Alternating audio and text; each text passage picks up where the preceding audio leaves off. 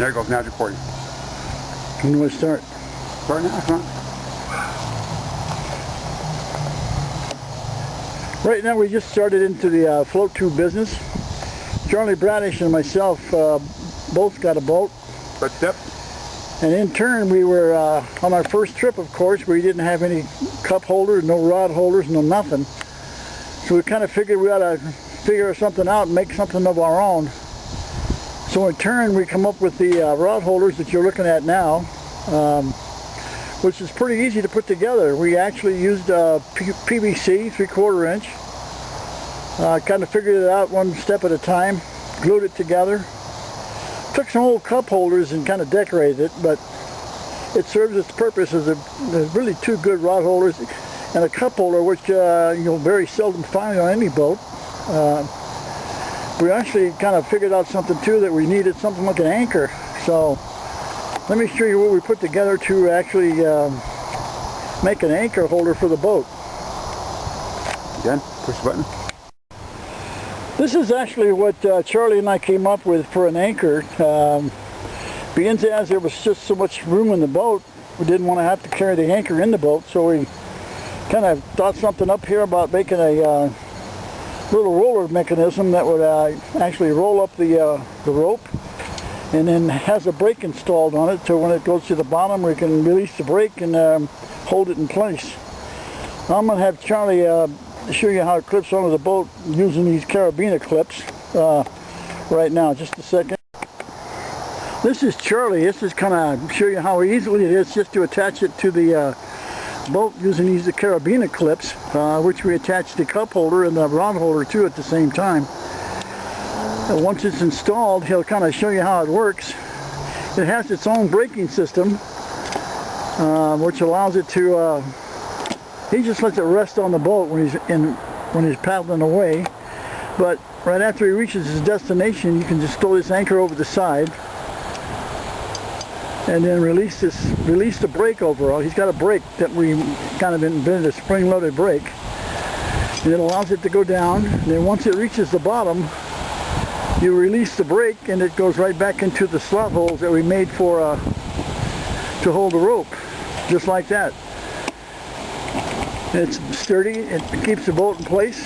The reason that's one of the reasons that we made so many holes in it. We just used small little pieces of tube, glued them to a piece of 1.5 inch tube, and then drilled the hole through the middle of 2 end caps on an 1.5 inch.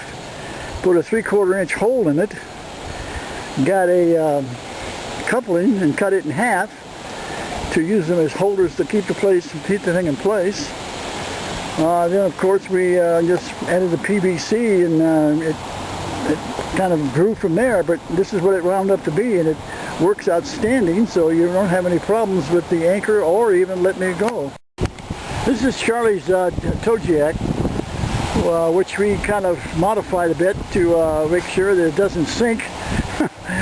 What I'm talking about is most togiaks, when they sit in the water or kind of get wet in the water, well, Charlie invented a little something that goes underneath the seat, and also picked up a stadium seat. Or not. Kind of a little seat that was in the little market, there it is, and raised the seat up a bit, and on the bottom of his seat, I'll have to show you as we turn the boat up I'll show you what he did to the bottom of it. Okay, if you notice, the bottom of the seat is got PVC. He made a little rack underneath it to actually keep the foam from, when he sits in it long enough, to stop it from curving downward to where his rear end gets wet. So now it kind of makes the foam steady, and the seat that he picked up, he doesn't have any problem staying out of the water now. He's quite warm. Wanted to give you one more glimpse of this rod holder and cup holder to let you know that it clips on the same way as the other side with those clips. It also has a handle that goes from PVC all the way down to hold the net, or your fish find, or fish net. We have found out though, by hanging this down into the water, it does create a little bit of a drag on the boat. So if it's no fish in it, kind of put it inside so it doesn't kind of slow you down. Right now we put everything in the boat that we're actually going to carry with it. If you'll notice that he has 3 rods that's capable of he's carrying at one time. Some of the other equipment he uses right now, if you'll notice, he has an igloo in his hand that fits exactly inside the boat, or the float tube, and behind the seat perfectly fits into the net.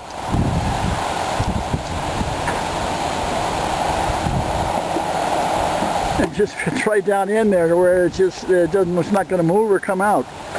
He also, if you'll notice, sitting on the bench here, he bought himself some shoes that we could put on the water, because the fins, I recommended that you buy the shoes to go with them. Just a minute, I'll have Charlie climb in the boat for you. This is a complete view of Charlie when he's getting into his boat.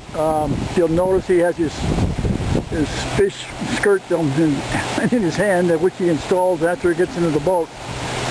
And some necessary items that he has on is a flotation jacket, which is very light, very durable. It also could be saving your life if the boat comes in a high wind. He carries with him a walkie-talkie set, which I have the other half in my float tube. So if we ever have any problems or get into any kind of a trouble, we are accessible to get a hold of each other, because we're not always in the same area. If you'll notice, he's just clicking in now. Even with his new seats like it is, you can see how high he's riding now. It's still, his net is right in his lap, doesn't create a mess. His bait tank, which he called it, is just a small system that he can put his worms and so forth in. He likes fly fishing and also fishing with worms, so either way you're carried. If you'll notice, on both sides of the boat, he also has ample place to put all of his fishing gear. Sandwiches are always in his cooler, and he has everything necessary to take with him, because he has all the room that's really necessary too. The fins are quite light, extremely light. That's the reason we got the shoes, though, is that it doesn't create any wear and tear on the feet. You do get your legs worked out in this one. As you can see, he's ready to go.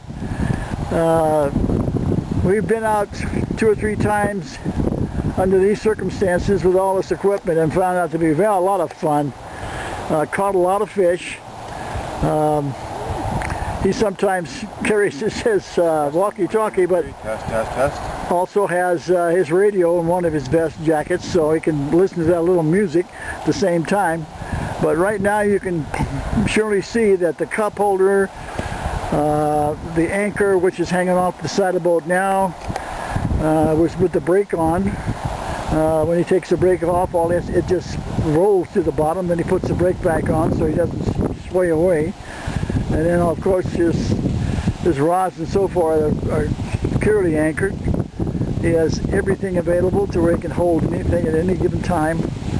So if you need any help whatsoever in building any of this equipment whatsoever, please let us know. You can reach Charlie on his email.